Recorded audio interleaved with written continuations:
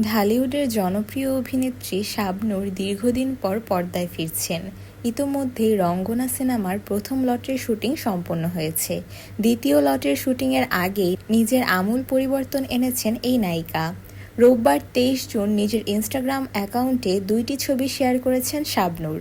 দেখেই বোঝা যাচ্ছে শরীরের মেদ ঝেড়ে ফেলেছেন অভিনেত্রী, সেটাও সিনেমার চরিত্রের প্রয়োজনে। এদিকে অভিনেত্রী সেই ছবি শেয়ার করে রঙ্গনার পরিচালক আরাফাত লিখেছেন, দ্বিতীয় লটের শুটিংয়ের প্রস্তুতি চলছে পুরোদমে। নায়িকার এমন পরিবর্তন দর্শকরাও বেশ ভালোভাবে নিয়েছেন। পছন্দের নায়িকার কাছ থেকে ভক্তরাও দারুণ কিছু প্রত্যাশা করেছেন। তাদের আশা, পর্দায় আবারও পুরনো শাবনূরের দেখা মিলবে। গত মাসে ছবির শুটিং শেষ করে সিডনিতে গেছেন শাবনূর। শিগগিরই দেশে ফিরবেন তিনি। ঢাকায় ফিরলেই সিনেমার বাকি অংশের কাজ শেষ করবেন।